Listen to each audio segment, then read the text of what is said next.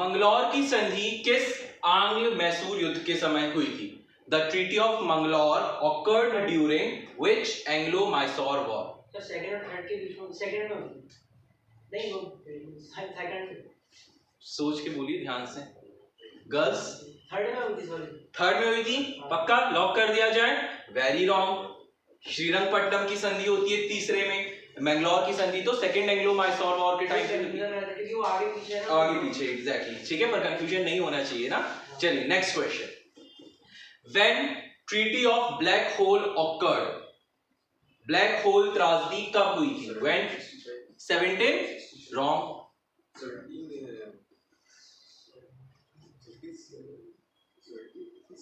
Treaty of black hole त्रासदी 1756 है ना, 1756 में, ठीक है। Next question, third battle of Panipat awkward between whom? Panipat का तृतीय युद्ध किसके किसके बीच हुआ था? हाँ, अब्दुल शाह अब्दाली के बीच में। गुड, 1761 में हुआ था। गुड, ठीक है। बैटल ऑफ बक्सर में ब्रिटिशर्स के साइड से वॉर किसने लीड किया था? बक्सर का युद्ध जी अंग्रेजों के तरफ से किसने लीड किया था? Hector Munro. Good, Hector Munro. Good, ठीक है। नेक्स्ट, लियाकत अली ने 1857 की क्रांति का नेतृत्व कहां से किया था? लियाकत अली ने 1857 की क्रांति, रिवॉल्ट ऑफ 1857 कहां से लीड किया था?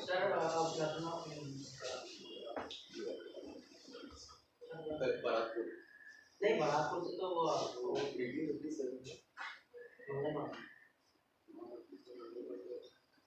एक भी क्वेश्चन का आंसर सही नहीं आया।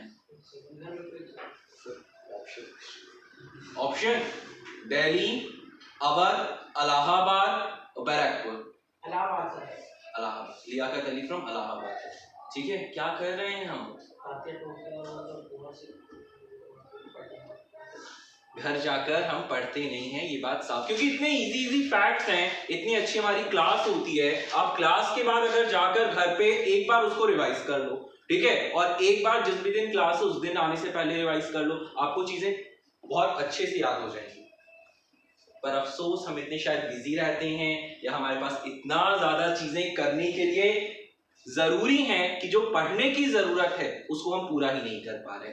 चलिए, लास्ट क्लास हमने 1857 की क्रांति पे एंड करी थी, यानी कि 1857 के रिवॉल्ट पे एंड करी थी, और 1857 के रिवॉल्ट को एंड करते हुए हमने ये ऑब्जर्व किया था कि 1857 की क्रांति या 1857 रिवॉल्ट क्यों अंग्रेज बड़ी आसानी से क्या कर गए थे? सप्रेस कर गए थे, यानी कि दबा गए थे। और उसका प्रमुख कारण था कि कहीं ना कहीं भारतीयों में एक राष्ट्रीयता की, भारतीयों में एक नेशनलिज्म की, या यूं कहूं कि एक एकता की कमी थी। सब युद्ध लड़ तो रहे थे, लेकिन अपने अपने क्षेत्रों के लिए लड़ रहे थे, कोई सामूहिक रूप से भारत के लिए युद्ध नहीं लड़ रहा था। Isn't it? यही हमने देखा था, ऑब्जर्व किया था अपनी लास्ट क्लासेस में, ठीक है। तो आज हम 1857 के बाद चलते हैं 1857 के आगे चलते हैं। बच्चों, 1857 के आगे कई सारी घटनाएं होती हैं, और उनमें सबसे पहले हम जिस घटना को आज डिस्कस करेंगे वो है 1878 एडी में आया, यानी कि 1878 में आया वर्नैक्युलर प्रेस एक्ट। क्या था ये वर्नैक्युलर प्रेस एक्ट? आइए जानते हैं। बच्चों, वर्नैक्युलर प्रेस एक्ट के तहत ये डिसाइड किया गया कि अगर कोई भी भारतीय अखबार, यानी कि कोई भी इंडियन न्यूज़पेपर अंग्रेजों के खिलाफ लिखता है, यानी कि ऐसी कोई बात लिखता है जो एंटी ब्रिटिश हो, या भारतीयों को उकसाने के लिए कि भाई हम अंग्रेजों के खिलाफ विद्रोह करें, अंग्रेजों के खिलाफ युद्ध लड़ें, ऐसी कोई भी बात अगर कोई भारतीय न्यूज़पेपर लिखता है तो उस न्यूज़पेपर को क्या कर दिया जाएगा? बैन कर दिया जाएगा, उस न्यूज़पेपर को बंद कर दिया जाएगा। अब आपके मन में एक प्रश्न होगा कि आखिर कैसे पता चलेगा, इतने सारे न्यूज़पेपर हैं, कि कौन सा न्यूज़पेपर क्या लिख रहा है? कोई पूरा न्यूज़पेपर तो पढ़ते बैठेगा नहीं, तो फिर क्या किया जाए? तो एक स्कीम निकाली गई, यानी कि एक योजना बनाई गई कि कोई भी न्यूज़पेपर जो राष्ट्रीय भाषा में छपेगा, यानी कि आपकी लोकल लैंग्वेज में छप रहा है, चाहे वो हिंदी में छप रहा हो, या मराठी में छप रहा हो, या कोई भी अदर रीजनल लैंग्वेज में छप रहा हो, क्षेत्रीय भाषा में छप रहा हो, उसे सबसे पहले क्या करना पड़ेगा? उसे सबसे पहले डिस्ट्रिक्ट कलेक्टर के ऑफिस आना पड़ेगा।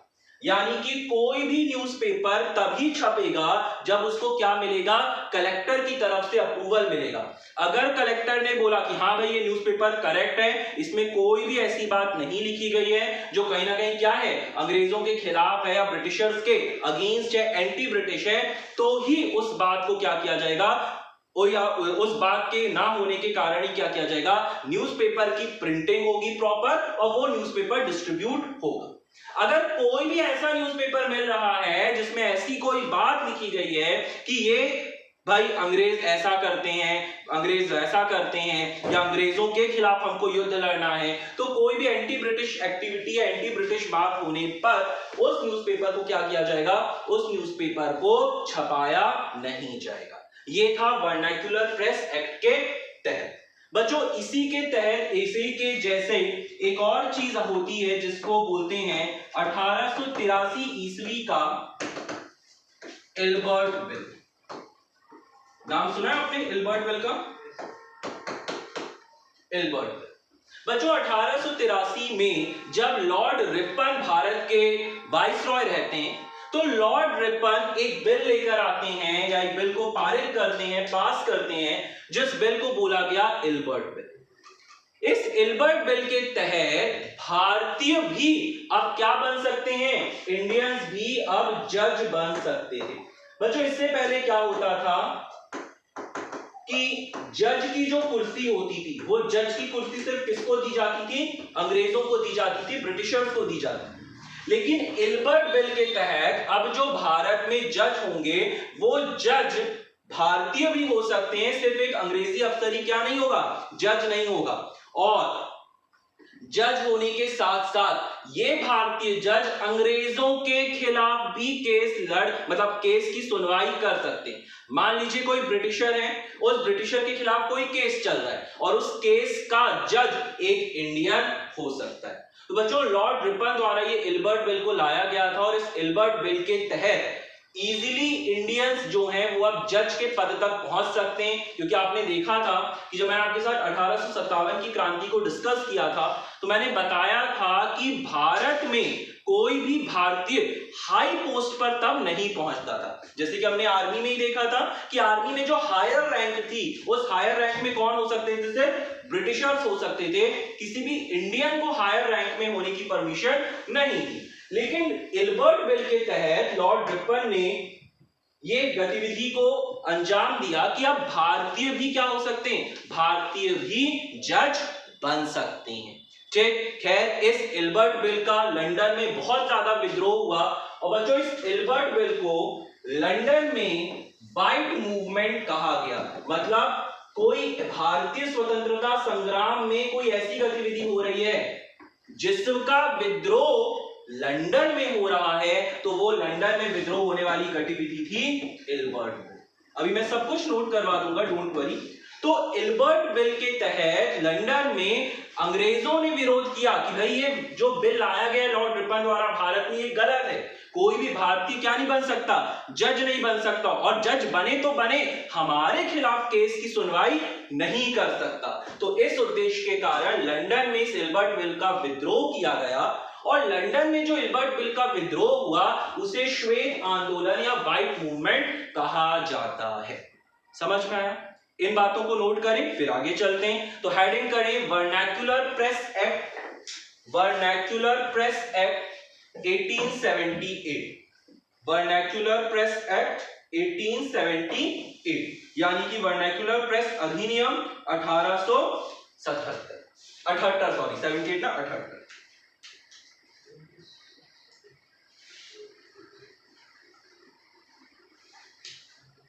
ठीक है, लेकिन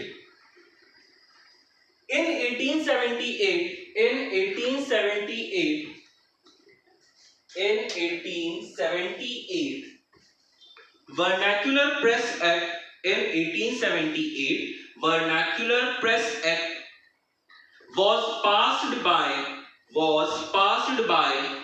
Lord Lytton, Litton, है ना, was passed by Lord Lytton 1878 में वर्नैक्युलर प्रेस अधिनियम वर्नैक्युलर प्रेस अधिनियम लॉर्ड लिटन द्वारा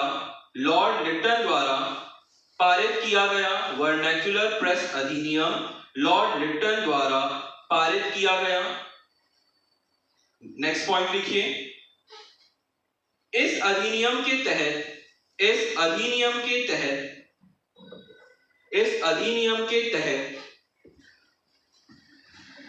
न्यूज़पेपर की एक कॉपी, इस अधिनियम के तहत न्यूज़पेपर की एक कॉपी जिला कलेक्टर को पूर्ण रूप से छपने से पूर्व प्रदान की जाएगी। पूर्ण रूप से छपने से पूर्व प्रदान की जाएगी। इंग्लिश में लिखें, अंडर दिस एक्ट छपने से पहले प्रदान की जाएगी। Under this act before the proper printing of newspaper, its one copy will be provided to district collector, and if the district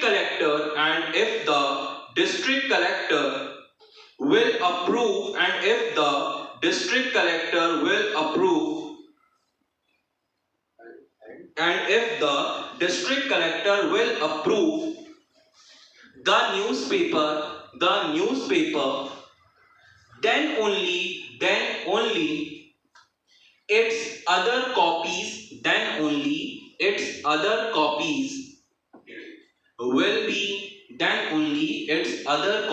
will be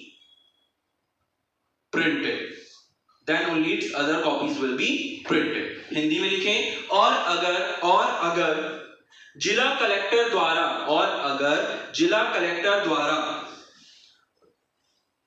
उस समाचार पत्र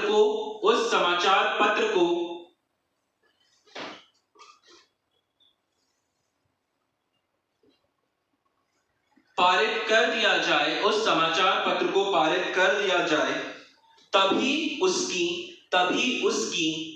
अन्य प्रतियां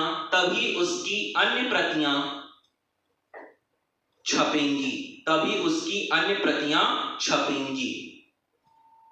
ठीक है, नेक्स्ट पॉइंट लिखें, अगर कोई भी समाचार पत्र if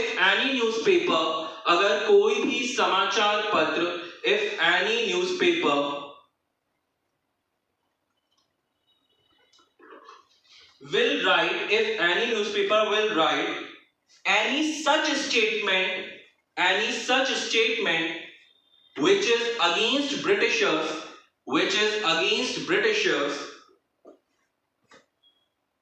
then the press will be shut down, and the editor will have imprisonment for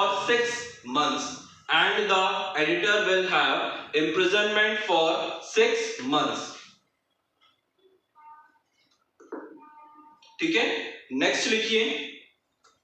अच्छा, हिंदी वालों का बचा है ना? हाँ, हिंदी वाले लिखिए, और अगर कोई भी समाचार पत्र ऐसी कोई बात लिखता है जो अंग्रेजों के खिलाफ है, तो उस प्रेस को तत्कालिक रूप से बंद कर दिया जाएगा,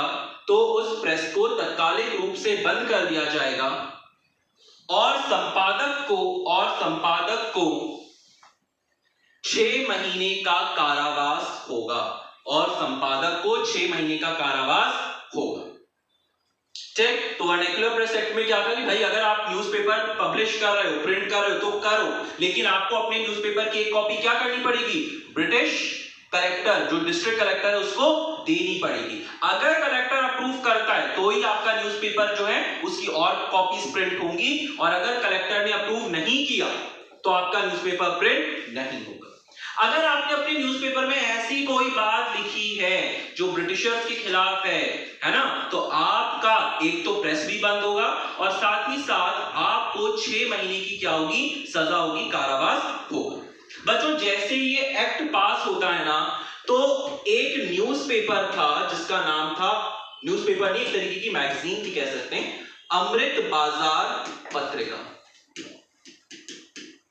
बच्चों ये अमृत बाजार पत्रिका वैसे पहले बंगाली में आती थी, यानी बंगाली भाषा में आती थी, लेकिन जैसे ही वर्नैक्युलर प्रेस एक्ट पास होता है, अमृत बाजार पत्रिका अपनी लैंग्वेज बंगाली से क्या कर लेती है, इंग्लिश कर लेती है, अंग्रेजी माध्यम पे अपना संपादन शुरू कर देती है। और बच्चों इसी वर्नैक्युलर प्रेस एक्ट के तहत ईश्वर चंद्र विद्यासागर जी का सोम प्रकाश न्यूज़पेपर जो है उसको बंद कर दिया गया था और उनको सजा हुई थी। ईश्वर चंद्र विद्यासागर का सोम प्रकाश जो न्यूज़पेपर था, उस न्यूज़पेपर को बंद कर दिया गया था। क्यों? क्योंकि उन्होंने ब्रिटिश के अगेंस्ट लिखा था। ठीक है, तो लिख लीजिए कि अमृत बाजार पत्रिका वर्नैक्युलर प्रेस अधिनियम के पश्चात, अमृत बाजार पत्रिका वर्नैक्युलर प्रेस अधिनियम के पश्चात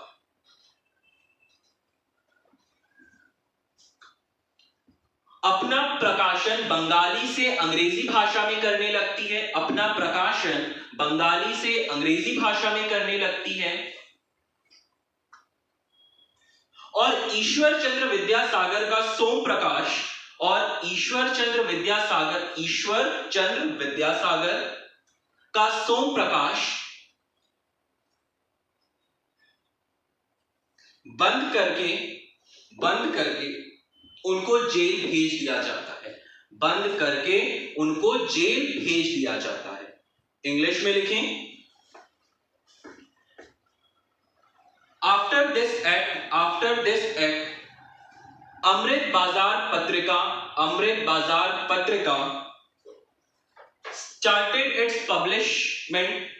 started its publishment from Bengali to English,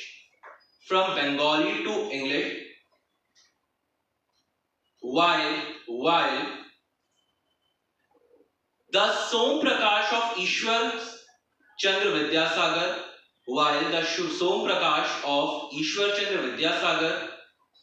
was banned and he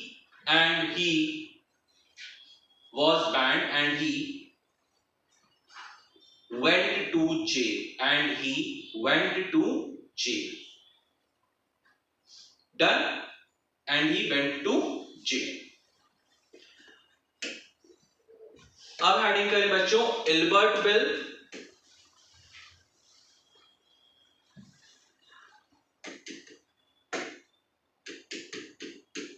Ilbert bill 1883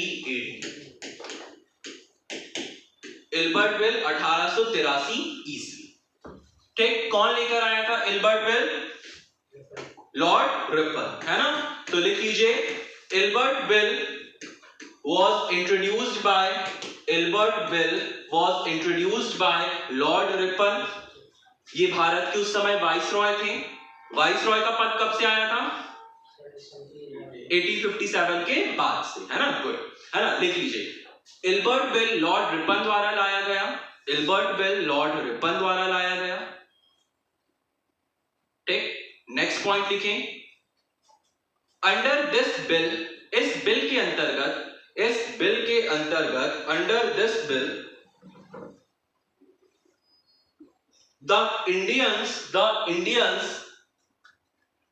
can be judged, and hear cases against Britishers, Hindi में लिखें, इल्बर्ट बिल के तहत भारतीय जज भी बन सकते हैं और भारतीय जज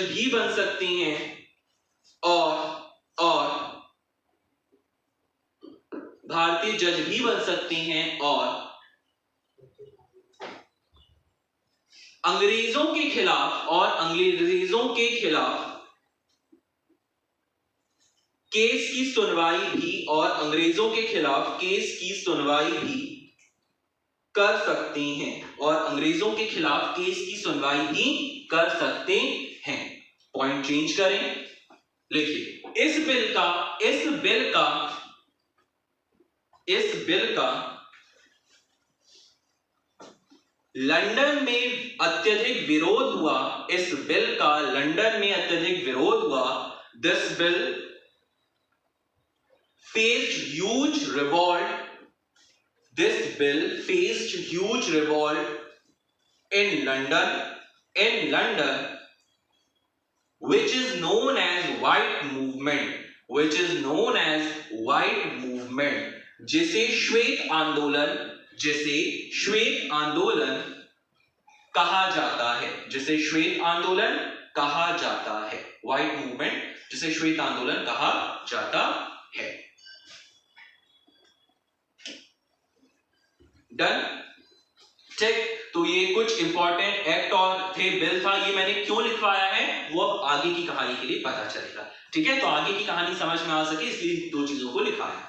अब बच्चों 1883 तक आ चुके हैं। अब आता है एक साल जिस साल को हम बोलते हैं 1885 ईस्वी, यानी कि 1885 ईस्वी। अभी तक हमने 1857 का रिवॉल्ट देख लिया, बहुत सारे इंसिडेंट्स को देखा, ठीक है। फिर हमने देखा कि वर्नाक्युलर प्रेस एक्ट भी आता है, इल्बर्ट बिल भी पास होता है, और इसी तरीके से कहानियां चलती जा रही थी और साल आता है 1885 का, यानी कि 1885 का।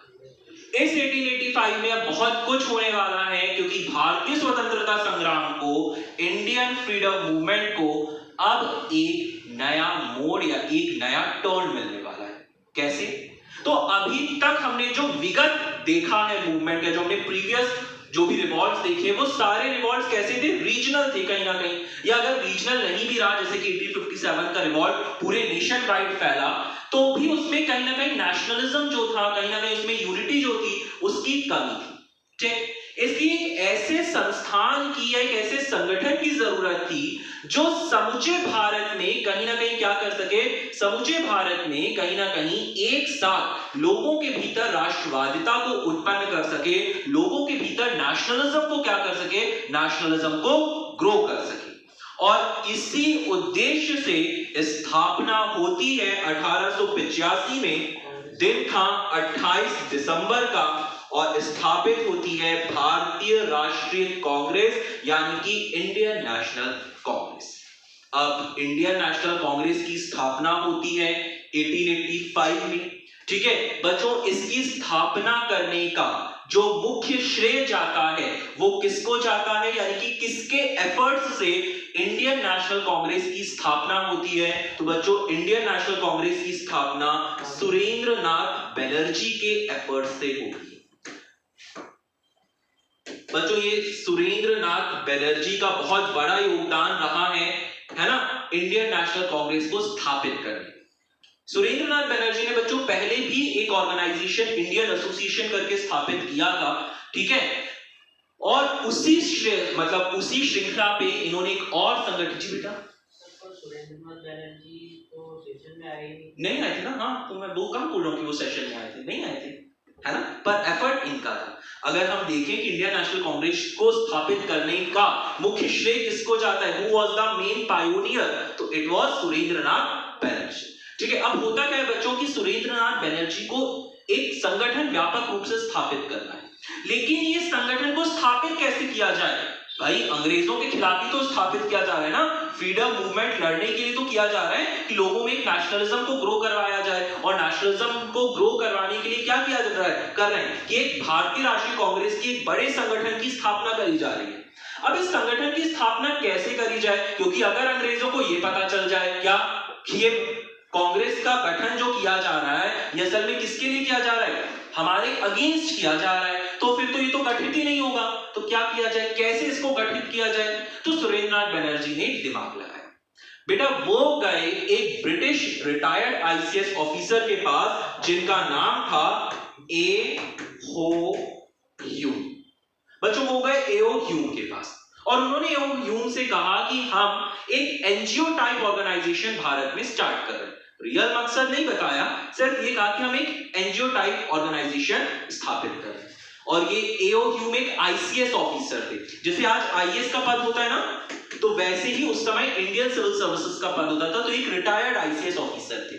तो इन्होंने बड़े इजीली इंडियन नेशनल कांग्रेस की स्थापना कर दी, क्योंकि इन्हें इंडियन नेशनल कांग्रेस का वास्तविक उद्देश्य नहीं पता था। इन्हें सिर्फ ये पता था कि it is an organization, NGO की तरह का काम करेगी, मतलब लोगों की हेल्प करना, है ना, लोगों को यूनाइटेड करना, गैदर करना, कुछ सोशल सर्विस, सामाजिक सेवा वगैरह करना, ऐसा आईएनसी का यानी कि भारतीय राष्ट्रीय कांग्रेस का कार्य होगा। ये जानकारी एओ ह्यूम को थी, इसीलिए एओ ह्यूम ने सुरेंद्रनाथ बनर्जी की मदद करी किसको स्थापित करने में, भारतीय राष्ट्रीय कांग्रेस, इंडियन नेशनल कांग्रेस को स्थापित करने में।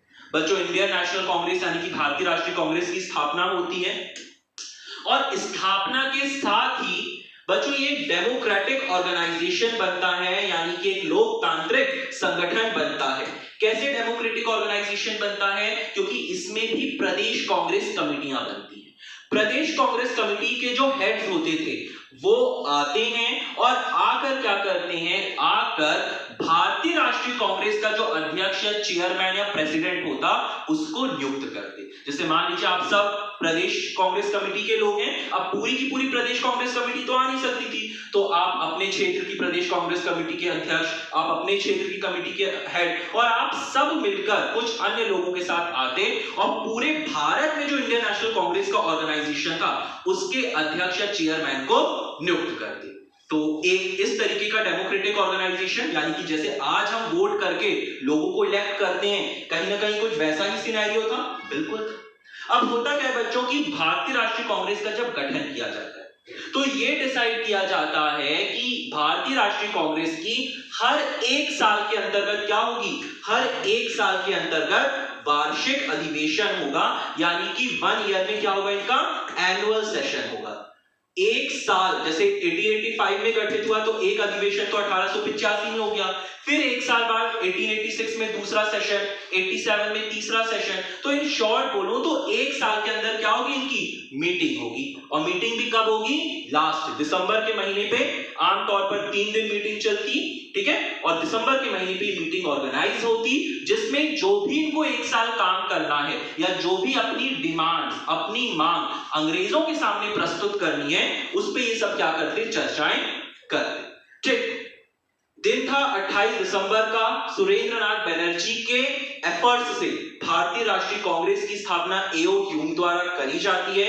और बच्चों, एओ ह्यूम ने भारतीय राष्ट्रीय कांग्रेस की स्थापना करी, इसीलिए इन्हें आईएनसी का यानी कि भारतीय राष्ट्रीय कांग्रेस का क्या कहते हैं, इन्हें भारतीय राष्ट्रीय कांग्रेस का पिता या जनक भी कहते हैं। परीक्षा में पूछा जाए, who is the father of Indian national Congress, AO Hume, ठीक है। और बच्चों, जब भारतीय राष्ट्रीय कांग्रेस की स्थापना हो रही थी उस समय भारत के वाइसरॉय कौन थे, तो भारत के वाइसरॉय थे लॉर्ड डफरिन। कई बार परीक्षाओं में पूछा गया है कि भारतीय राष्ट्रीय कांग्रेस की स्थापना के समय भारत के वाइसरॉय कौन थे, तो भारत के वाइसरॉय थे लॉर्ड डफरिन। अब जैसा कि आप ही में से एक जन ने बोला है कि जब कांग्रेस की स्थापना हुई थी तो सुरेंद्रनाथ बनर्जी वहां नहीं थे, तो इट इज ट्रू कि सुरेंद्रनाथ बनर्जी उस समय कांग्रेस की स्थापना के समय भारत में नहीं थे, वे विदेश गए हुए थे। तो बच्चों, इसीलिए जब 1885 में कांग्रेस की स्थापना होती है तो नियुक्ति होती है उसके वर्तमान सदस्य की, कि भाई वर्तमान चेयरमैन, अध्यक्ष सॉरी, कि वर्तमान में अध्यक्ष कौन बने। तो बच्चों, कांग्रेस का जो पहला अधिवेशन, फर्स्ट सेशन होता है कब, 1885 में। कहां होता है बच्चों, बॉम्बे में। इसके अध्यक्ष बनाया जाता है, इसके प्रेसिडेंट बनाया जाता है व्योमेश चंद्र बनर्जी को। इसके अध्यक्ष व्योमेश चंद्र बनर्जी को बनाया जाता है, ठीक है, किसके अध्यक्ष, कांग्रेस के प्रथम अधिवेशन को, ठीक है। पर मेनली एफर्ट किसका था, सुरेंद्रनाथ बनर्जी का था, पर अध्यक्ष कौन बनते, व्योमेश चंद्र बनर्जी। अब बच्चों, ये जो 1885 में कांग्रेस की स्थापना होती है ये मुंबई में होती है, और मुंबई में पता है आपको कहां होती है, गोकुलदास संस्कृत कॉलेज। हाँ, गोकुलदास संस्कृत तेजपाल कॉलेज, गोकुलदास संस्कृत तेजपाल कॉलेज में कांग्रेस की स्थापना होती है। कभी आप मुंबई अगर घूमने जाएं तो CSMT Chhatrapati Shivaji Maharaj terminus station से आपको आगे थोड़े से ही डिस्टेंस में मिलेगा गोकुलदास संस्कृत तेजपाल कॉलेज। वहीं पे आप थोड़ा सा और जाएंगे तो आपको एक ऐसा स्थान मिलेगा जहां से क्विट इंडिया मूवमेंट की शुरुआत हुई थी। कहां हुई थी वो जब मैं पढ़ाऊंगा तब बताऊंगा। और थोड़ा आगे जाएंगे तो आपको वहां पे एक म्यूजियम मिलेगा जो महात्मा गांधी का म्यूजियम है। और जब हमारे देश में सिविल डिसोबीडियंस मूवमेंट चल रहा था उस समय महात्मा गांधी उसी अपने मुंबई वाले घर पे रहा करते थे। तो quit India movement, civil disobedience movement और कांग्रेस की स्थापना की बहुत सारी चीजें आपको मुंबई पे देखने को मिलेंगी। तो अगर कभी आप मुंबई दर्शन के लिए जाएं तो डेफिनेटली आप इन जगहों को भी विजिट जरूर करें। क्या? हाँ, ठीक है। गोकुलदास संस्कृत तेजपाल कॉलेज है, बहुत अच्छा, मैंने विजिट किया है ना। अब तो वो स्कूल मतलब कन्वर्ट हो चुका है, बट जब स्थापित हुआ था उस समय वो कॉलेज हुआ करता था। अब तो उसको स्कूल में मैंने वो हॉल देखा है जहाँ पे कांग्रेस का पहला अधिवेशन हुआ था। बहुत बड़ा हॉल था, ठीक है। और वहां पे कई सारे कांग्रेस के नेताओं की फोटोज लगी हुई है, ठीक है। गांधी जी के फोटोज हैं, ठीक है। वो हल्का सा पहाड़ी पे है और नीचे एक्चुअली अगस्त क्रांति मैदान कहते हैं जहां से क्विट इंडिया मूवमेंट शुरू हुआ था। तो अगस्त क्रांति मैदान नीचे पड़ता है और अगस्त क्रांति मैदान से जस्ट ऊपर आप हल्का सा चढ़ोगे तो आपको गोकुलदास संस्कृत तेजपाल कॉलेज दिख जाएगा। दोनों जस्ट एडजेसेंट है, ठीक। तो कभी भी अगर आप मुंबई घूमने जाए तो you should definitely visit these places. इतना नोट करें तो समझ में आए। कांग्रेस की स्थापना होती है 1885 में, ठीक है। कहां पे होती है? मुंबई में गोकुलदास संस्कृत तेजपाल कॉलेज वह स्थान था जहां पे कांग्रेस की स्थापना होती है। किसके प्रयासों से कांग्रेस की स्थापना होती है? तो सुरेंद्रनाथ बनर्जी के प्रयासों से स्थापना होती है, ठीक है। जब भारत में कांग्रेस की स्थापना होती है उस समय भारत का वाइसरॉय कौन था? तो लॉर्ड डफरिन थे। कांग्रेस का जनक किसे कहा जाता है? A.O. ह्यूम को कहा जाता है। कांग्रेस का पहला अधिवेशन 1885 में बॉम्बे में होता है, जिसमें व्योमेश चंद्र बनर्जी को क्या किया जाता है? अध्यक्ष नियुक्त किया जाता है। नोट करें इन्हीं चीजों को, लिखिए। हेडिंग डालेंगे इंडियन नेशनल कांग्रेस, भारतीय राष्ट्रीय कांग्रेस। इंडियन नेशनल कांग्रेस, भारतीय राष्ट्रीय कांग्रेस, ठीक है। लिखिए लिखिए सुरेंद्रनाथ बनर्जी के प्रयासों से, through efforts of Surendranath Banerjee, Surendranath Banerjee के प्रयासों से, through efforts of Surendranath Banerjee, Indian National Congress was established on 28th December 1985. Indian National Congress was established on 28th December 1985. 1885. 28 December 1885. 1885. 28 December 1885 at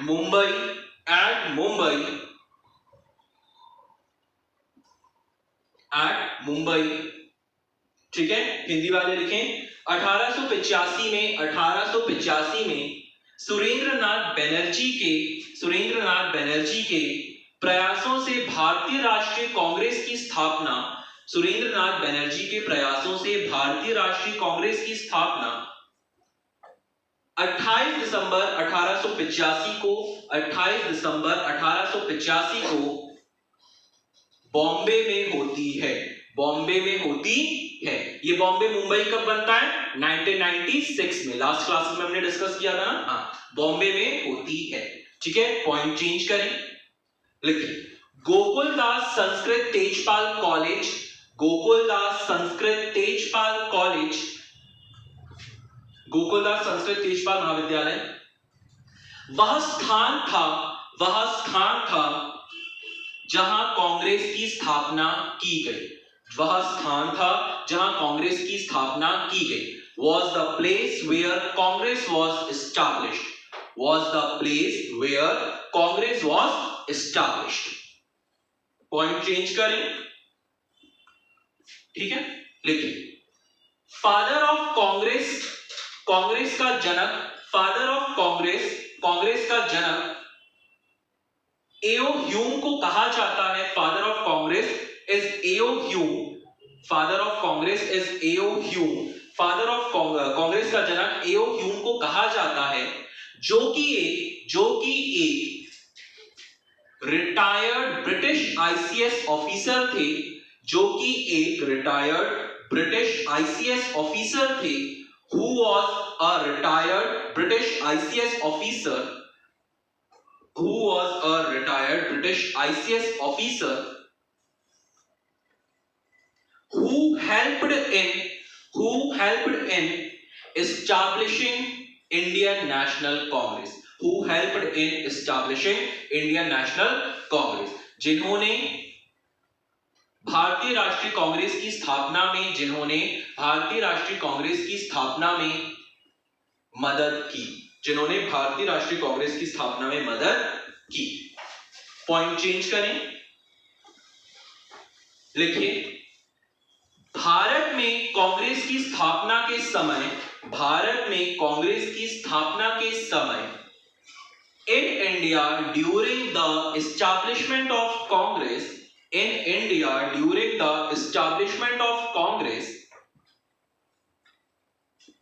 the Viceroy was Lord Dufferin. Bharat में कांग्रेस की स्थापना के समय वाइसरॉय लॉर्ड डफरिन थे।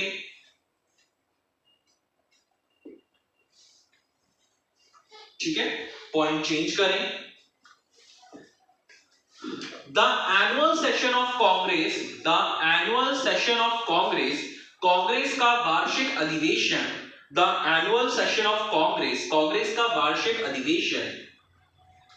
प्रतिवर्ष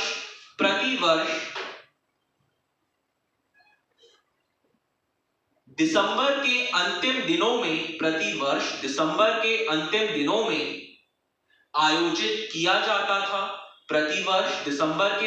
दिनों में आयोजित किया जाता था। The annual session of Congress occur every year in the last days of December,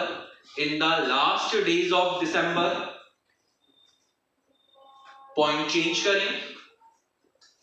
Congress एक लोकतांत्रिक संगठन था। Congress was a democratic organization। Congress एक लोकतांत्रिक संगठन था जिसमें प्रदेश Congress committee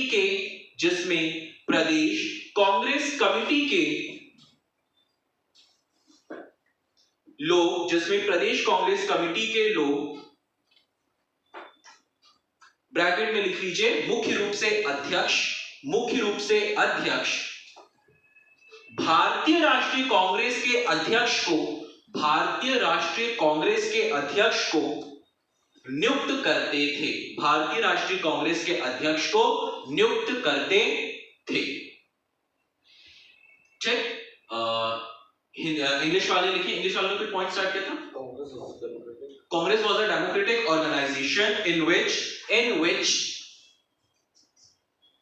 the members of Pradesh Congress Committee, bracket में लिखें mainly the members of Pradesh Congress Committee,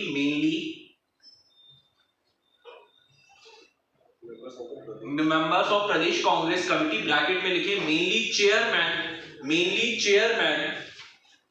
elects the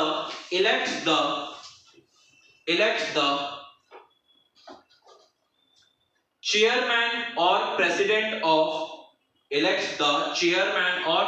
of Indian National Congress. So mainly chairman elects the president of Indian National Congress.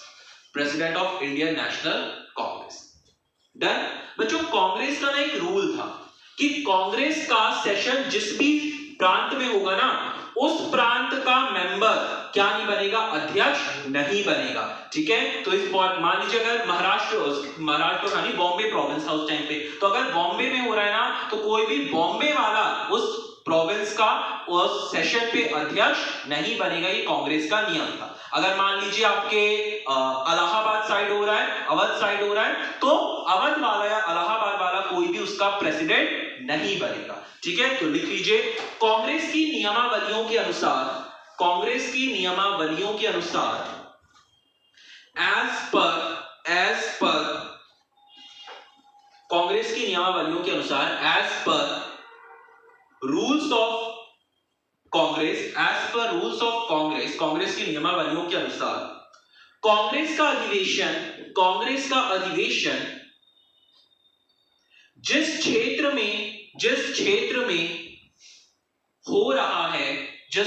में हो रहा है वहां का व्यक्ति अध्यक्ष नहीं बनेगा, वहां का व्यक्ति अध्यक्ष नहीं बनेगा। ये पॉइंट क्यों लिखवा रहा हूं, इसका भी राज खुलेगा आगे की कहानी पे। ठीक है, वहां का व्यक्ति अध्यक्ष नहीं बनेगा। ठीक है, इंग्लिश में लिखें, As per rules of Congress, the session is organizing in whichever state the session is organizing in whichever state the member of that state will not become the chairman in that session, will not become the chairman in that session। ठीक है, point change करें, लिखिए कांग्रेस का प्रथम अधिवेशन, the first session of Congress, Congress का प्रथम अधिवेशन, the first session of Congress was organized in Bombay in 1885 Congress का प्रथम अधिवेशन 1885 में बॉम्बे में आयोजित हुआ था, जिसके अध्यक्ष whose chairman या president, whose chairman और president was Vyomesh Chandra Banerjee, whose chairman was Vyomesh चंद्र बैनर्जी, जिसके अध्यक्ष व्योमेश चंद्र बैनर्जी थे, डन, व्योमेश चंद्र बैनर्जी।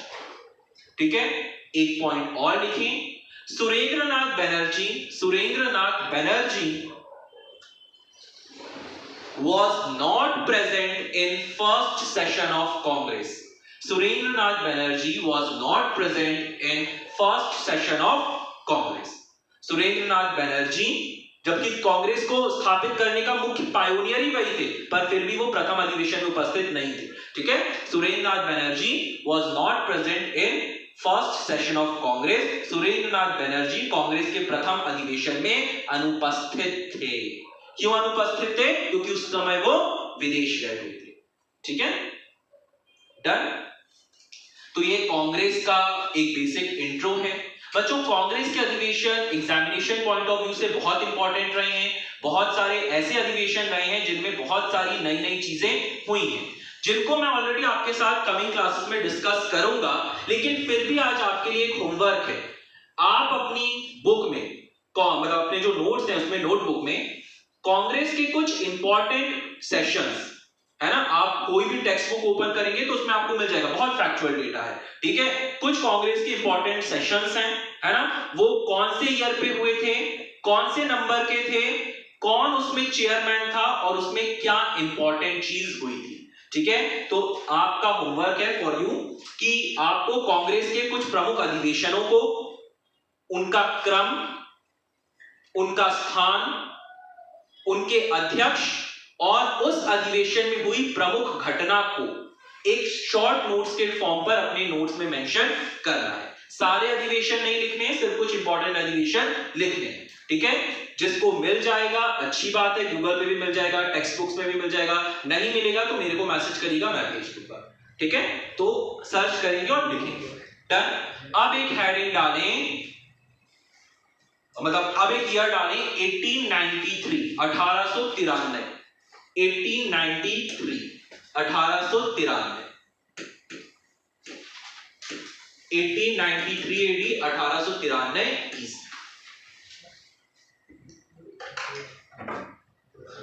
क्लियर यहां तक सभी को? किसी को कोई डाउट या कंफ्यूजन तो नहीं? चल अब आते हैं बच्चों 1893 में 1893 में।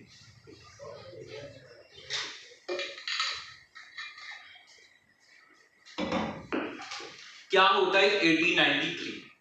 आप लोग लोकमान्य बाल गंगाधर तिलक को तो जानते ही होंगे, सुना है? हाँ, क्या उनका स्लोगन था? Swaraj is my birthright and I shall have it.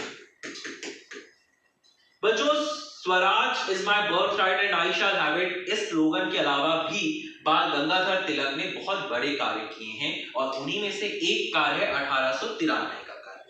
बच्चों लोगों को देखो, राष्ट्रीय कांग्रेस की स्थापना तो हो गई, लेकिन अभी भी भारत के लोगों को स्वतंत्रता के लिए मोटिवेट करना एक बहुत बड़ा चैलेंज था। आज ही अगर आप कोई आंदोलन करने जाओ और अपने फ्रेंड्स को ही बुलाओ, 10 को फोन करोगे 2 आएंगे, रियलिटी है ना? तो ये तो कब की जमाने की बात है, 1885-93 की, मतलब 19th सेंचुरी की बात हो रही है। और 19th सेंचुरी में भारत को स्वतंत्र कराना है, अंग्रेजों को भारत से भगाना है, वो अंग्रेज जो भारत पे अब एक अच्छा खासा कब्जा कर चुके हैं। भारत में वाइसरॉय बनकर उनका शासन चल रहा है, क्वीन विक्टोरिया के अंतर्गत हम कार्य कर रहे हैं, और इन सब से उन अंग्रेजों को भगाने के लिए भारत में एक बहुत बड़ी राष्ट्रीय चेतना की जरूरत थी, और उस राष्ट्रीय चेतना को जगाने में बाल गंगाधर तिलक का एक बहुत बड़ा योगदान है। बच्चों आज भी अगर मैं आपसे पूछूं कि आपको अगर कोई सोशल गैदरिंग करनी है ना, या लोगों को जोड़ना है, तो आप क्या करोगे? गणेश उत्सव रखोगे? वाह, नहीं, और क्या करोगे? सोशल गैदरिंग करनी तो क्या करोगे? कोई रिलीजियस चीज के बारे में ग्रुप बनाओगे। ग्रुप बनाना कैसे? बहुत इजी है।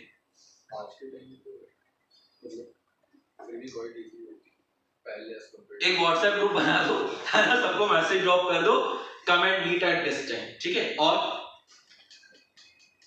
उनको जो चीज लोगों को चाहिए या जो चीज उनको प्रोवाइड कर सकते हैं वो आप प्रोवाइड करवाएं वहाँ पे, ठीक है, उनकी सुनिए वहाँ पे बातें, बिल्कुल गुड, लीडर बन के उनका साथ दें, गुड। इन शॉर्ट बोलूं तो आज हो या कल हो या भविष्य हो, धर्म एक ऐसी चीज है जो बड़ी आसानी से लोगों को जोड़ भी सकती है और बड़ी आसानी से लोगों को तोड़ भी सकती है। सबसे ज्यादा झगड़े किस चीज को लेकर होते हैं? धर्म को लेकर। 2 धार्मिक समुदाय को भिड़ा दो मंदिर और मस्जिद के नाम पर, रियलिटी है। और एक करना है, मंदिर बन रहा है, एक कर दो, मस्जिद बन रहा है, एक कर दो। तो धर्म जो है वो हमेशा से बहुत बड़ा सहारा रहा है, बहुत बड़ा हथियार रहा है लोगों को एकत्रित करने में या लोगों को जोड़ने में भी और लोगों को तोड़ने में भी। धर्म के नाम पर बड़े बड़े दंगे हुए हैं और धर्म के ही नाम पर बड़ी बड़ी एकताएं हुई है, ठीक है? तो धर्म के नाम पर एकता आज भी होती है। सत्यनारायण की आप कथा कर लीजिए अपने घर पर, कितने लोग इकट्ठा हो जाएंगे, है ना?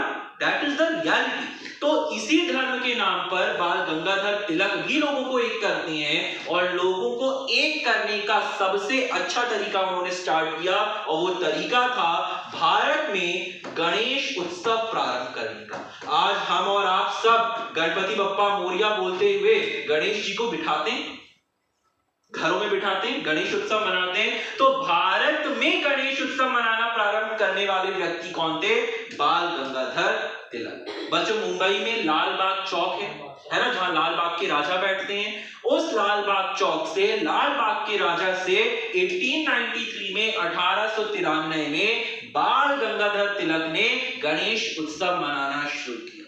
और ये गणेश उत्सव मनाने का मुख्य कार्य क्या था कि गणपति बप्पा की जब आरती होगी तो लोग आएंगे, और लोग आएंगे तो धार्मिक रूप से उनको क्या किया जाएगा? उन्हें राष्ट्रीयता की भावना दी जाएगी, उन्हें धार्मिक रूप से एकत्रित करके लोगों को क्या किया जाएगा? राष्ट्रीय चेतना उनके भीतर जागृत करी जाएगी। तो इस उद्देश्य से 1893 में बाल गंगाधर तिलक ने गणेश उत्सव मनाना भारत में प्रारंभ किया था। सबसे पहले मुंबई से धीरे धीरे गणेश उत्सव पूरे महाराष्ट्र में फैल गया, और फिर धीरे धीरे भारत में भी चीजें फैलने लगी। बच्चों 1893 में गणेश उत्सव के साथ ही बाल गंगाधर तिलक ने 1896 में यानी कि 1896 में शिवाजी उत्सव मनाना भी महाराष्ट्र में शुरू किया। और शिवाजी उत्सव मनाने का भी क्राइटेरिया क्या था? लोगों को धार्मिक रूप से एकत्रित करना। शिवाजी उत्सव मुख्य रूप से महाराष्ट्र में मनाया जाता है। जैसे शिवाजी महाराज ने अफजल खान को मारा था, है ना, तो उसी घटना की याद पे हम शिवाजी उत्सव मनाते हैं। तो परीक्षाओं में कई बार पूछा गया है, एमपीपीएससी का ये पीवाईक्यू रहा है कि बाल गंगाधर गणेश उत्सव मनाना किसके द्वारा प्रारंभ किया गया। एमपीपीएससी का पीवाईक्यू है, तो आंसर है बाल गंगाधर तिलक। कब से मनाना शुरू किया? 1893 में। और शिवाजी उत्सव भी हमने किसकी प्रेरणा से मनाना शुरू किया? बाल गंगाधर तिलक की प्रेरणा से। नोट करेंगे दोनों बातों को, ठीक है, लिखिए लिखिए। इन 1893 1893 में इन 1893 में बाल गंगाधर तिलक द्वारा भारत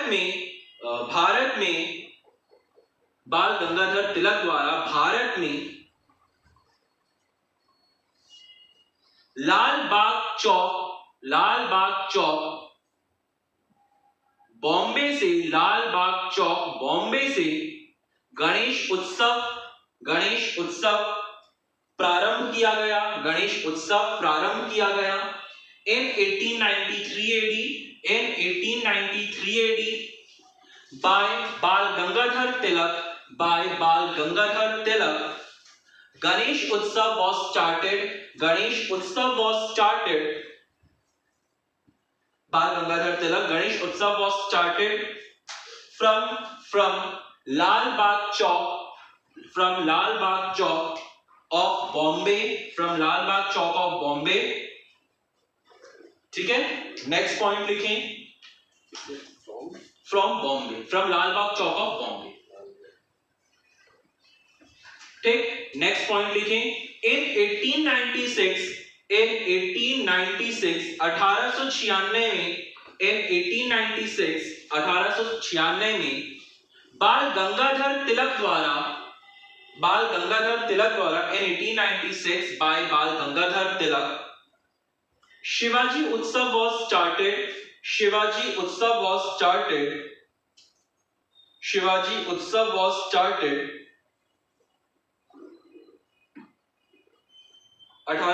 में बाल गंगाधर तिलक द्वारा शिवाजी उत्सव को शुरू किया गया,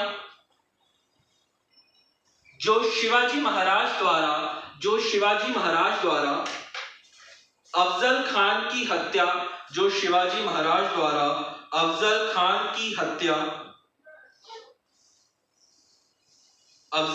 की हत्या के जश्न के रूप में है, जो शिवाजी महाराज द्वारा अफजल खान की हत्या के जश्न के रूप में है, ठीक है। In 1896 शिवाजी उत्सव was started by बाल Gangadhar Tilak which was celebrated on memory of killing Afzal Khan by Shivaji Maharaj killing Afzal Khan by Shivaji Maharaj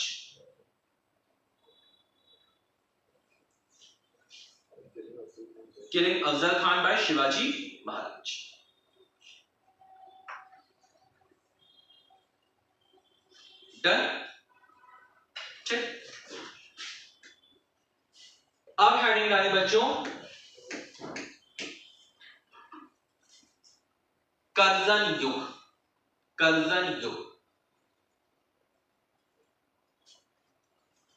Bharat में एक नया वाइसरॉय आता है जिसका नाम था लॉर्ड कर्जन। हेडिंग डालें, कर्जन युग, ठीक।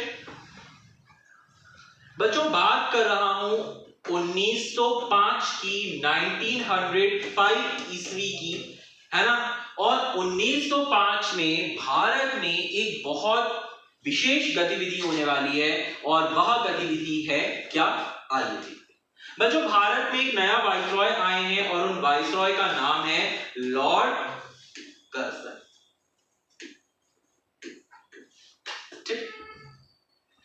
बच्चों जब भारत में लॉर्ड कर्जन आते हैं तो लॉर्ड कर्जन भारत में बंगाल का विभाजन करते हैं। आप सबने सुना होगा बंगाल विभाजन, यानी कि पार्टीशन ऑफ बंगाल। बच्चों बंगाल एक बहुत बड़ा प्रांत था। हमने पहले भी देखा है कि बंगाल में वर्तमान का बांग्लादेश, असम, उत्तर प्रदेश और बिहार वगैरह, उड़ीसा का कुछ क्षेत्र, उत्तर प्रदेश में सॉरी बिहार, उड़ीसा, झारखंड का कुछ क्षेत्र, असम का कुछ क्षेत्र, ये सब कहीं ना कहीं क्या था, जो उस समय का बंगाल था, तात्कालिक बंगाल, उसमें शामिल। बच्चों इस बंगाल में एक बहुत बड़े प्रांत होने के कारण यहाँ पर आबादी भी जो थी वो बहुत ज्यादा थी, ठीक है। और बंगाल की में जो आबादी थी वो मुख्य रूप से कितने भागों में विभाजित थी? 2 भागों में विभाजित थी बच्चों। एक थी पूर्वी बंगाल की आबादी और एक थी पश्चिमी यानी कि आपके वेस्ट बंगाल साइड की आबादी। बच्चों पूर्वी बंगाल में मुख्य रूप से मुस्लिम कम्युनिटी के लोग रहते थे या मुस्लिम समुदाय के लोग थे, जबकि वेस्टर्न बंगाल साइड पे मोस्टली हिंदू कम्युनिटी के लोग थे, हिंदू समुदाय के लोग ज्यादा थे, ठीक। तो कर्जन ने बंगाल को विभाजित करने का निर्णय लिया और 16 अक्टूबर 1905 को बंगाल प्रांत को 2 हिस्से में बांट दिया। एक को कहा गया पूर्वी बंगाल जो कि आज का बांग्लादेश है, और एक वो पश्चिमी बंगाल जो आज भी हमारे भारत के साथ उपस्थित है। तो बंगाल का विभाजन किसके द्वारा किया गया? लॉर्ड कर्जन द्वारा किया गया, ठीक है। और ये लॉर्ड कर्जन द्वारा बंगाल का विभाजन करना ये वास्तविक रूप में धर्म के नाम पर एक बहुत बड़ी गतिविधि की गई थी। क्यों? क्योंकि स्वतंत्रता आंदोलन धीरे धीरे क्या हो रहा था, और ज्यादा प्रबल हो रहा था। अब भारत में स्वतंत्रता आंदोलन को दबाने के लिए लोगों को क्या किया गया? धर्म के नाम पर बांटना शुरू किया गया। तो सबसे पहले कर्जन ने क्या किया? 1905 में बंगाल का विभाजन किया, जिसमें बंगाल को 2 हिस्सों में पूर्वी और पश्चिमी बंगाल के रूप में विभक्त किया गया। पूर्वी बंगाल में मुस्लिम समुदाय के लोग ज्यादा थे और पश्चिमी बंगाल में क्या थे? हिंदू समुदाय के लोग ज्यादा थे। बच्चों कर्जन की इस गतिविधि का पूरे बंगाल में बहुत ज्यादा विरोध हुआ। कर्जन के इस बंगाल विभाजन से भारत में बंग भंग आंदोलन शुरू होता है, जिसे स्वदेशी आंदोलन भी कहा गया। लोगों ने बहुत प्रखर रूप से इस बंग भंग आंदोलन में भाग लिया, यानी कि बंगाल के इस विभाजन का क्या किया? बंगाल के इस विभाजन का विरोध किया।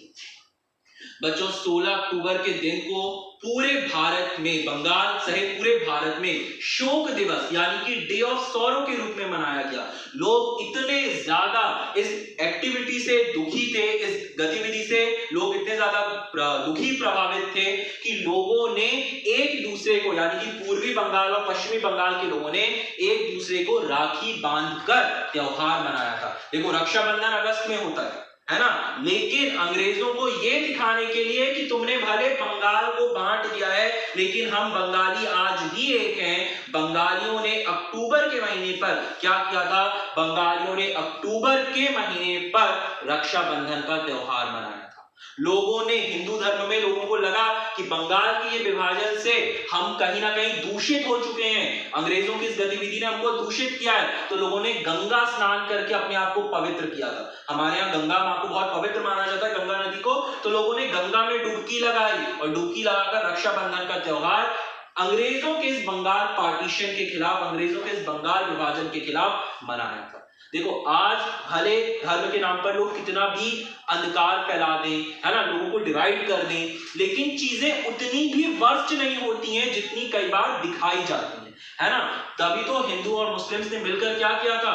बंगाल विभाजन का एक साथ विरोध किया था और एक साथ विरोध करके रक्षाबंधन का त्योहार मनाया था, ठीक है। रविंद्रनाथ टैगोर, आप सब जानते होंगे रविंद्रनाथ टैगोर को, नोबेल प्राइज विनर है फॉर गीतांजलि, इजंट इट? तो रविंद्रनाथ टैगोर ने इस बंगाल विभाजन में लोगों को बहुत मदद करी कि भाई ये बंगाल विभाजन गलत है, इसका खुलकर विरोध करो। और इस विरोध के चलते भारत में एक और आंदोलन शुरू होता है जिसे बंग भंग आंदोलन, और ये स्वदेशी आंदोलन था जिसमें लोगों ने अंग्रेजी गतिविधियों का, अंग्रेजी उपाधियों का, है ना, अंग्रेजी आपके वस्तुओं का बहुत ज्यादा विरोध किया, ठीक है। कांग्रेस का इसमें बहुत बड़ा योगदान था। है ना, कांग्रेस बहुत प्रबल रूप से आई, लेकिन कांग्रेस में भी इस आंदोलन को लेकर थोड़े से मतभेद हुए, वो अभी हम आगे देखेंगे, पर अभी हम पार्टीशन ऑफ बंगाल को इसमें डिस्कस करते हैं। तो 1905 का ये वो समय है जब भारत में बंगाल का विभाजन कर्जन द्वारा किया जाता है। ठीक है, नोट करें इस चीज को, लिखिए 1905 में इन 1905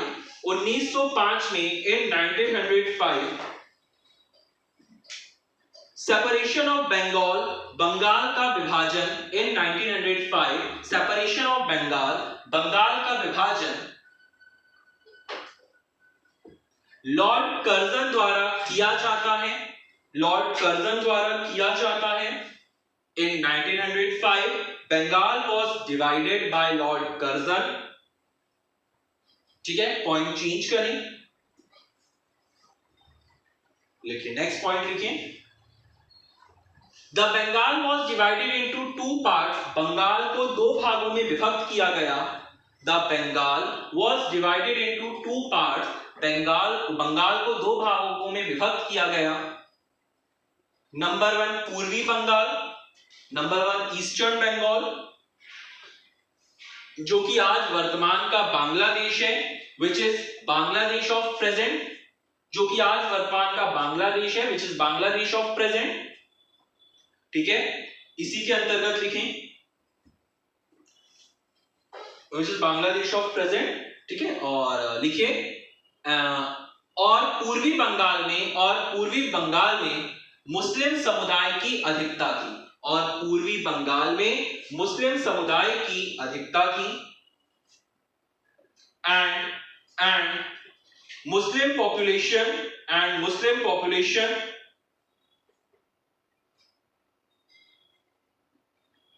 was majorly living in eastern Bengal, majorly living in eastern Bengal। Next point लिखिए, पश्चिमी बंगाल में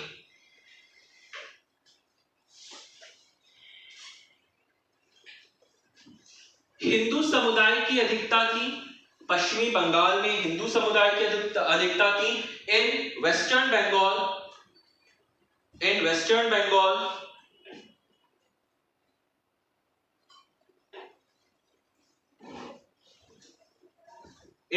Bengal Hindu community was majorly living। ठीक है, नेक्स्ट पॉइंट लिखें, बंगाल विभाजन 16 अक्टूबर 1905 को हुआ था। The partition of Bengal occurred on 16 October 1905। The partition of Bengal occurred on 16 October 1905। Bengal का विभाजन 16 अक्टूबर 1905 को हुआ था, जिसे भारतीय इतिहास में शोक दिवस के रूप में जाना जाता है, जिसे भारतीय इतिहास में शोक दिवस के रूप में जाना जाता है, which is known as the day of sorrow, in Indian history, ठीक, पॉइंट चेंज करें, लिखिए बंगाल विभाजन का विरोध करते हुए पूर्वी और पश्चिमी दोनों बंगाल के लोगों ने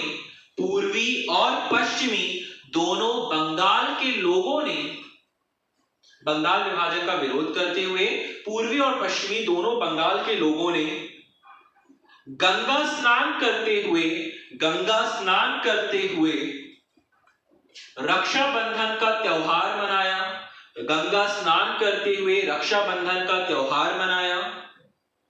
ठीक है, लिखिए people of both eastern and western Bengal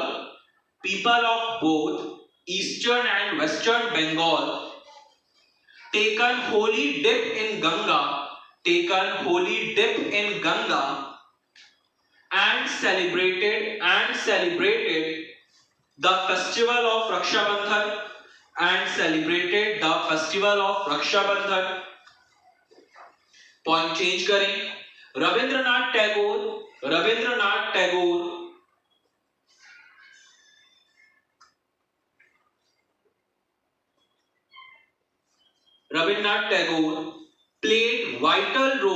played vital role in uniting the people of Bengal. Rabindranath Tagore played vital role in uniting the people of Bengal. Rabindranath Tagore ने बंगाल के लोगों को एकत्रित करने में अहम योगदान निभाया. रविंद्रनाथ टैगोर ने बंगाल के लोगों को एकत्रित करने में अहम योगदान निभाया.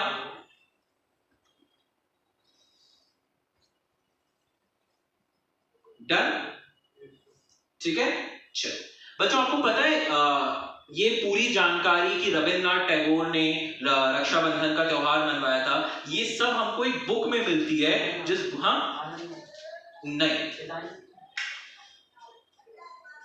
ये सब बातें हमको एक किताब में मिलती है जिस किताब का नाम है भवानी मंदिर. और ये भवानी मंदिर किसने लिखी थी? बारेंद्र कुमार घोष ने लिखी थी. ठीक है, तो लिख लीजिए. बारेंद्र कुमार घोष भी बहुत बड़े रेवोल्यूशनरी थे. ठीक है, लिख लीजिए. बंगाल विभाजन की संपूर्ण घटना का वर्णन बारेंद्र कुमार घोष ने अपनी पुस्तक भवानी मंदिर में किया है. बारेंद्र कुमार घोष ने अपनी पुस्तक भवानी मंदिर में किया है. The whole incident of Bengal partition was mentioned in Barindra Kumar Ghosh book Bhawani मंदिर.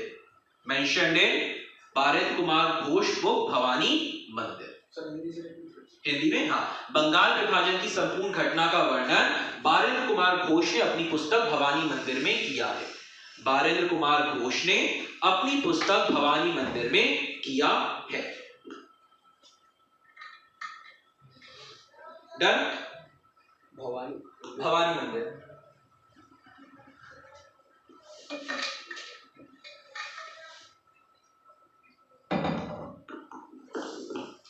डन बच्चों. चलो, तो 1905 भी लगभग अब खत्म होने की कगार पर आया है. बच्चों, भारतीय इतिहास में हम 1885 से अगर मैं इंडियन हिस्ट्री के में एक डिवीजन देखूं तो इंडियन हिस्ट्री के डिवीजन्स में मैं 1885 से लेकर 1905 के समय को उदारवादी काल यानी कि मॉडरेट पीरियड भी बोलते हैं. अभी मैं वो ही डिस्कस करूंगा और लिखाऊंगा. उदारवादी युग इंग्लिश में बोलते हैं बच्चों इसको मॉडरेट पीरियड.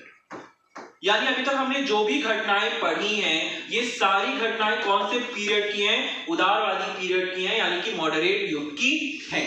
ठीक है. इस समय के जो नेता थे, क्योंकि कांग्रेस का गठन हो चुका था और कांग्रेस का गठन हुआ था तो नेता कौन से थे?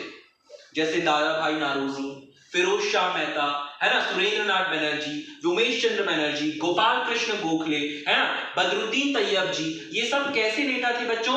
ये सब आपके नरम दल के नेता थे. आपने बचपन में 9th-10th की हिस्ट्री में पढ़ा हुआ ना, नरम दल गरम दल, है ना. तो ये सब मॉडरेट लीडर्स थे. ये सब कैसे लीडर थे? आपके नरम दल के नेता थे. तो 1885 से 1905 का जो समय था इसे उदारवादी युग कहते हैं, इसे मॉडरेट युग कहते हैं. अब प्रश्न ये उठता है कि सर इसको उदारवादी युग क्यों कहते हैं? Why this period is known as the moderate period? कोई मुझे बताएगा आप में से? क्योंकि इस समय इतना भी ज्यादा डेवलप नहीं पता कर नहीं पाए थे जितना लोग चाहते थे. हाँ बच्चों, लाल माल की जोड़ी आई थी तो वो एस्टोनिश उन्होंने इनिशिएटिव उठाया था. पर जो जी यंगस्टर्स को लेकर, लेकिन जो मुख्य रूप से युद्ध हुआ या युगों की जो मुख्य रूप से पूरा फ्रीडम स्ट्रगल रहा, उसपे मेजर अगर हम रोल देखें तो दोनों का इक्विवेलेंटी है. उदारवादियों का भी अपना एक रोल आता है और उग्रवादियों का भी अपना एक रोल आता है. बच्चों, मॉडरेट लीडर्स वो कांग्रेस के नेता थे जो अंग्रेजों के पास जो डिमांड रखते थे ना, वो डिमांड कैसे रखते थे? आवेदन के रूप में रखते थे. मतलब ये कांग्रेस को एक आवेदन देते थे, है ना, कि भाई हमारी ये डिमांड है, आप इनको फुलफिल कर दो.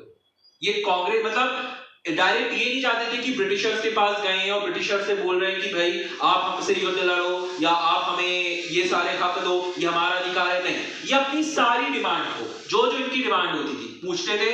कांग्रेस का अधिवेशन होता था, सेशन होता था, डिस्कशन होते थे। अच्छा क्या क्या मांगे आप बताओ, आप बताओ, आप बताओ। अच्छा ये मांगे, ठीक है। एक प्रॉपर लेटर बनता था, एप्लीकेशन बनती थी और उस लेटर पे हर डिमांड को लिखकर कि हम ये चाहते हैं, ये चाहते हैं, ये चाहते हैं, ये चाहते हैं, कह के वाइसरॉय को सबमिट कर दिया जाता था। तो बच्चों 20 साल बीत चुके हैं, 1885 से 95, 95 से 1905, ठीक है। 20 साल से जो गतिविधि हो रही है वो क्या हो रही है? हर साल एक आवेदन बनता था और वो आवेदन वाइसरॉय को सबमिट होता था। वाइसरॉय कुछ मांगे मानता था, कुछ नहीं मानता था, और कांग्रेस के जो नेता थे वो उस मांग को एज इट इज या उस जो एक्शन चल रहा था उस पे एज सच बड़े सिंपल है, बड़े लीनियंट रहते थे। जो नए यंगस्टर थे उनको ये बात समझ में आ रही थी कि आखिर अगर हम कब तक ऐसा करेंगे कि हम एक आवेदन बनाएंगे और वो आवेदन वाइसरॉय को देंगे, वाइसरॉय मानता है तो अच्छी बात है, नहीं मानता तो कोई बात नहीं। तो कांग्रेस के जो यंगस्टर थे या जो यंग लीडर थे या जो नए नेता थे उनको ये लग रहा था कि ये अंग्रेजों से अगर अपनी बात मनवानी है तो ये आवेदन से मानने वाले नहीं है।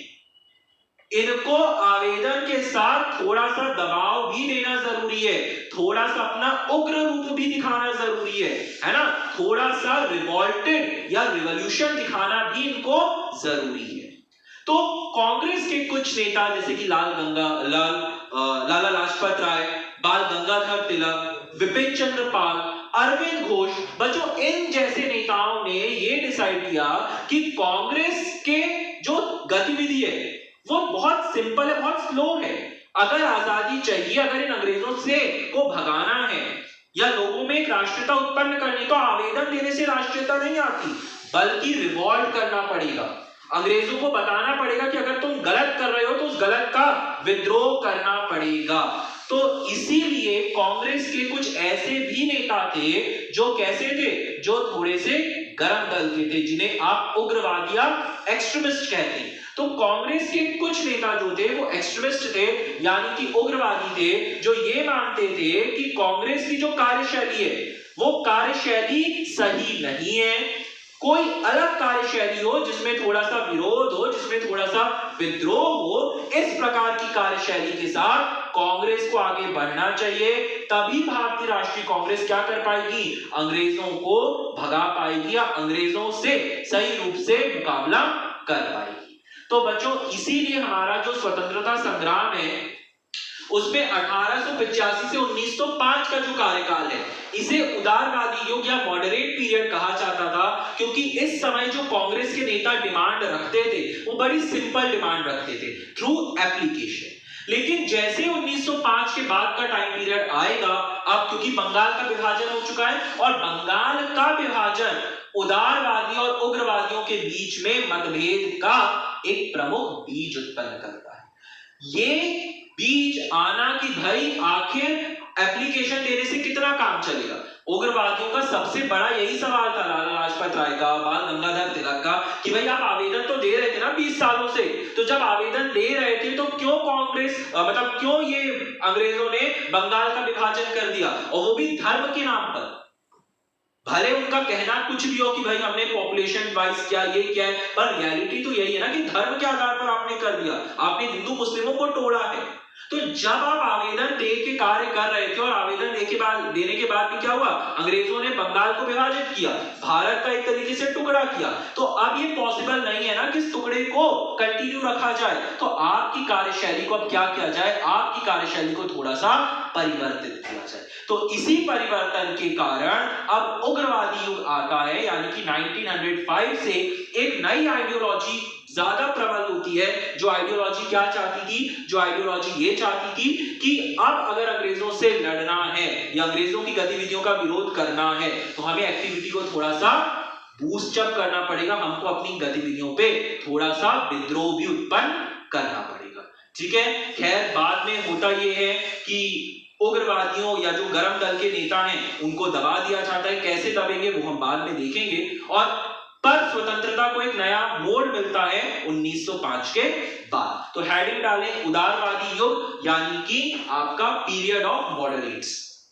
पीरियड ऑफ मॉडरेट्स, उदारवादी युग। ठीक है, लिखिए 1885 से 1905 के समय को 1885 से 1905 के समय को उदारवादी युग कहा जाता है। उदारवादी युग कहा जाता है। The period of 1885 to 1905, the period of 1885 to 1905 is known as the period of moderates, is known as the period of moderates। ठीक है, लिखिए during this period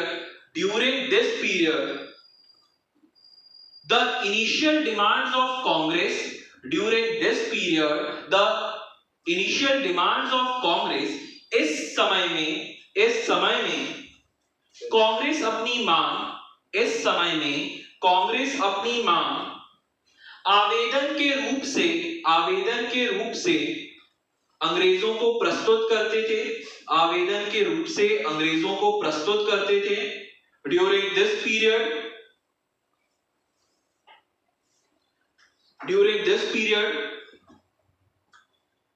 the demands of Congress was presented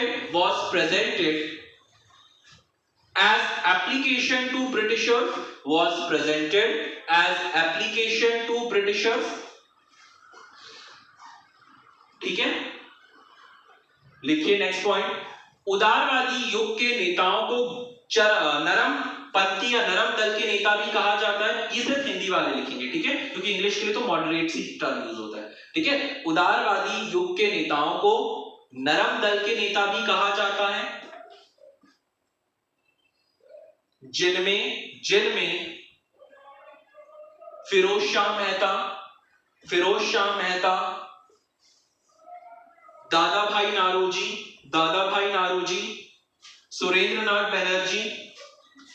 Surendranath Banerjee, Vyomesh चंद्र बनर्जी, बदरुद्दीन तैयब जी,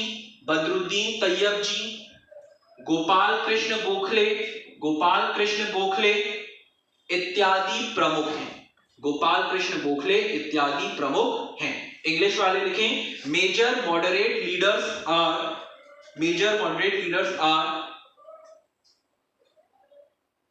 दादा भाई नारोजी,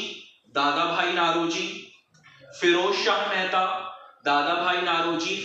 मेहता, बदरुद्दीन तैयब जी,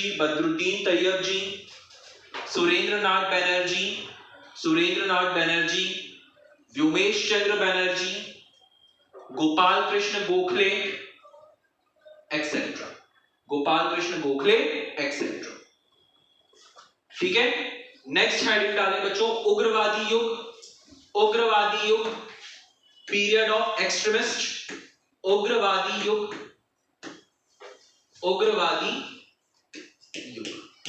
period of extremist. बच्चों 1905 से लेकर 1917 का जो टाइम पीरियड है ना, इससे 1905 से 1917 का जो टाइम पीरियड है, इसको उग्रवादी युग कहा जाता है। क्यों कहा जाता है? क्योंकि इस टाइम पीरियड पे जब हम नेक्स्ट क्लास में एक्टिविटीज देखेंगे तो सारी एक्टिविटीज क्या है, कोई अंग्रेजी अधिकारी को मार रहा है, कोई किसी पे बम फेंक रहा है, यानी कि आइडियोलॉजी एक डिफरेंट वे पे। ठीक है, तो ये जो पूरी गतिविधि है वो कौन सी युग की गतिविधि होती है? उग्रवादी आपके एक्सट्रीमिस्ट पीरियड की एक्टिविटी है। और इसके बाद का जो पीरियड होगा 1917 से 1947 गांधीयन पीरियड, वो उसमें क्या खासियत देखने को मिलेगी? अहिंसा। आंदोलन होगा पर अहिंसा पूर्वक, है ना। सत्याग्रह पे बैठ रहे हैं, भूख हड़ताल पर बैठ रहे हैं, तो इस तरीके से अंग्रेजों पे दबाव बनाना। तो देखो, अगर मैं पूरे 1857 में जब से कांग्रेस गठित हुई तो पूरे हिस्ट्री को देखूं, मॉडर्न के पीरियड को, तो क्या है, आंदोलन स्वतंत्रता का एक ऐसा हुआ जिसमें आवेदन दिया गया। फिर जब वो उससे भी नहीं माने तो फिर क्या किया गया, उनपे वायलेंटली हिंसात्मक रूप दिया गया, कभी बम फेंकेंगे, कभी किसी को मार डालेंगे ये। और जब उससे भी बात नहीं बनी तो फिर बात किससे बनती है? गांधी जी के आइडिया से, चरखे वाले बापू की गतिविधियों से। ठीक है, तो सब अब नेक्स्ट क्लास में लिखेंगे, पर उग्रवादी युग को लिखेंगे। ठीक है, इंग्लिश में लिखेंगे इसे पीरियड ऑफ एक्सट्रीमिस्ट। ठीक है, लिखिए 1905 से 1911 के समय को, सॉरी 1905 से 1917 के समय को उग्रवादी युग कहा जाता है। The period of 1905 to 1917, the period of 1905 to 1917 is known as period of extremist, is known as period of extremist। ठीक है, लिख लीजिए। The main leaders इस युग के प्रमुख नेता, the main leaders इस युग के प्रमुख नेता लाला लाजपत राय, बाल गंगाधर तिलक, लाला लाजपत राय, बाल गंगाधर तिलक, विपिन चंद्र पाल, अरविंद घोष इत्यादि एक्सेट्रा, अरविंद घोष एक्सेट्रा। ठीक है, हिंदी वाले लिखें, इन्हें गरम दल के नेता कहा जाता था, इन्हें गरम दल के नेता कहा जाता था। ठीक है, नेक्स्ट पॉइंट लिखें, their ideology was different from moderates, their ideology was different from moderates as they believe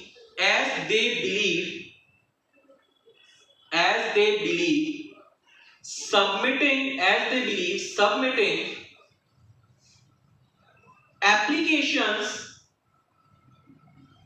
will not lead the India, submitting applications Moderates as they believe. Submitting applications will not lead the India, but the pressure through some violent activities is also essential. Pressure through some violent activities is also essential. ठीक है, हिंदी में लिखें, इनका मानना था कि केवल आवेदन देने से अंग्रेज नहीं मानेंगे, बल्कि कुछ हिंसात्मक गतिविधियां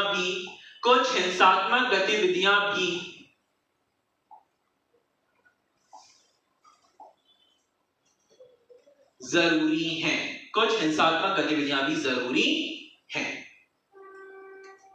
डन। सर एक बार लीडर्स और तो रिपीट कर देंगे। कहां से? लाला लाजपत राय, विपिन चंद्र पाल, बाल गंगाधर तिलक, अरविंद घोष। ठीक है, लाला लाजपत राय, लाल बाल पाल, है ना, लाला लाजपत राय, बाल गंगाधर तिलक, विपिन चंद्र पाल और अरविंद घोष। अब अगली क्लास में बहुत कुछ होगा।